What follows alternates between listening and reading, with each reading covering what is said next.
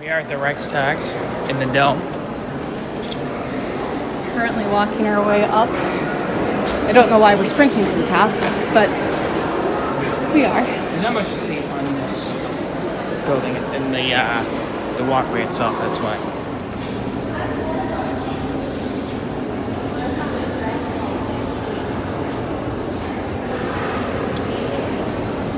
We've made it to the top. Bundestag. I don't think that's how you say the top in German. So we just finished the top of the Reichstag building. Unfortunate because the sun is hitting right down so you can't see into the parliament. However, it's still pretty cool to see. It's free, so that's a bonus. You have to get approved by the German government. Tell them what time you want to go and what day, and as long as you're not FBI's most wanted, you should be all set to go. Should be good. Cool view. It's cool because it's free, so that's definitely something to consider if you're traveling budget friendly.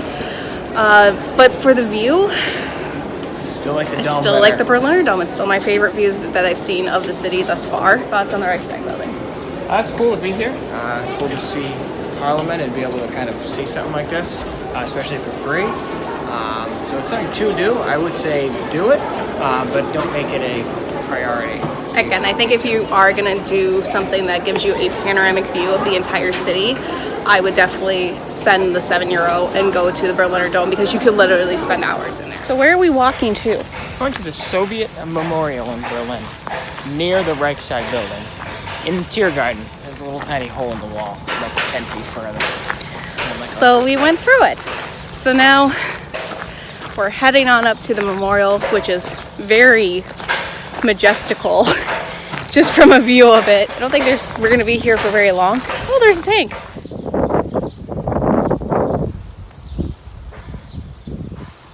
I wasn't lying when I said it's majestical.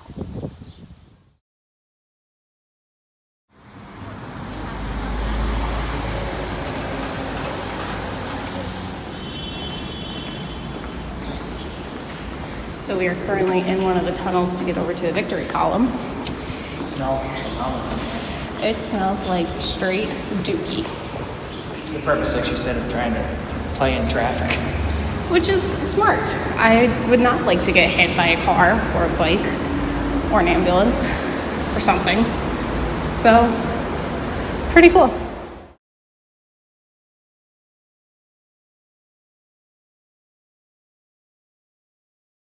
Fair's restaurant in Berlin near the Kaiser Wilhelm Church, and we're splitting this to Hawaiian pizza and something called a Berliner Kindle-Weisse, which is Berliner Kindle beer, and they add like flavoring to it to make it kind of sweet. And this is green. It tastes like green apple, and it's very good.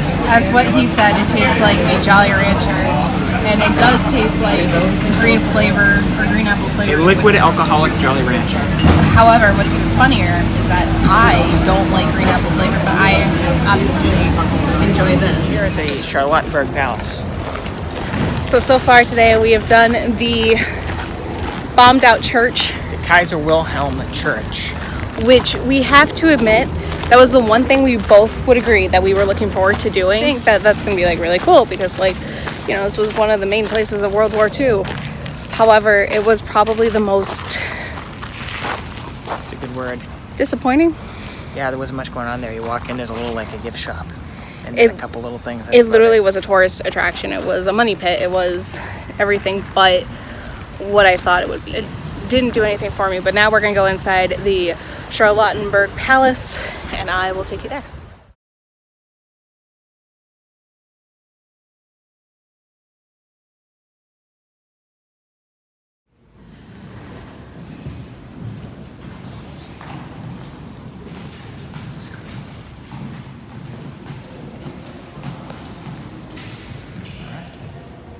I can't even put into words how incredible this view is.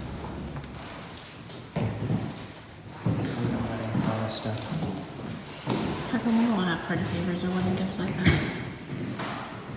I'm not a Kaiser of Prussia. Where did I go wrong?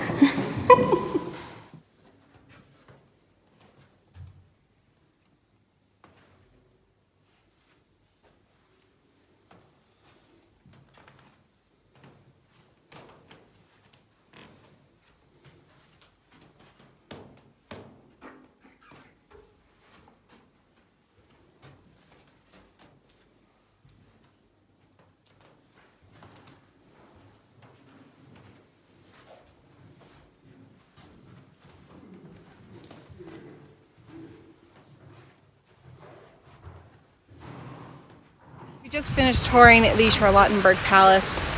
One word is wow. Money. Like, I don't know if you guys know this, but I'm moving in tomorrow. So, pack the shit up.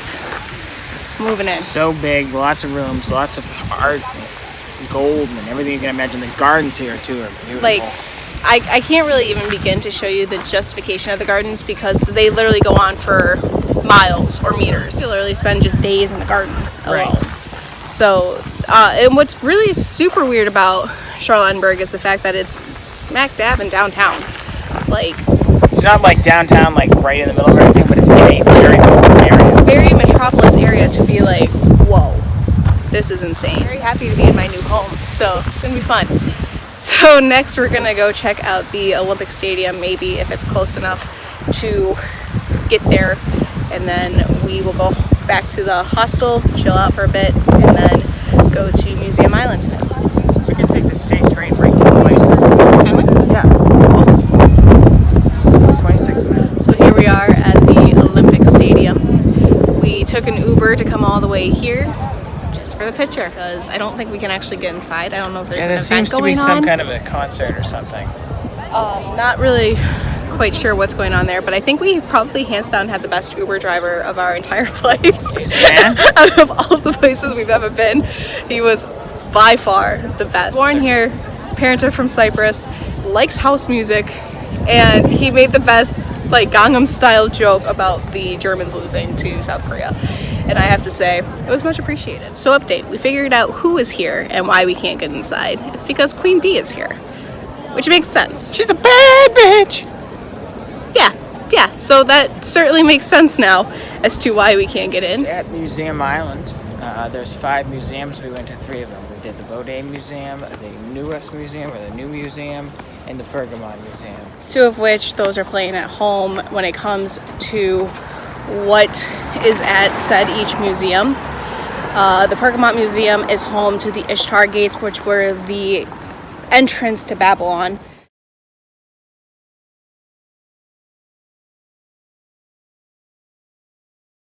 Newest Museum, home to Nefertiti.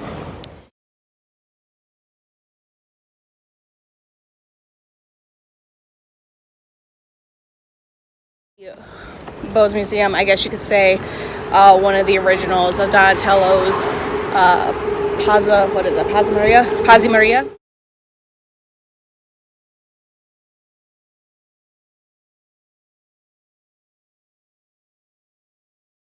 Could spend an entire day just at one museum. So the fact that we did like 3 of them within a couple hours to kind of skim the surface of them all, pretty good. That's what we wanted to accomplish. We did the Museum Island Pass, so that way like you go to all the museums for €18. Because one was like €12 and it's 18 to do all of them, and we did 3 of them, so we paid for the price.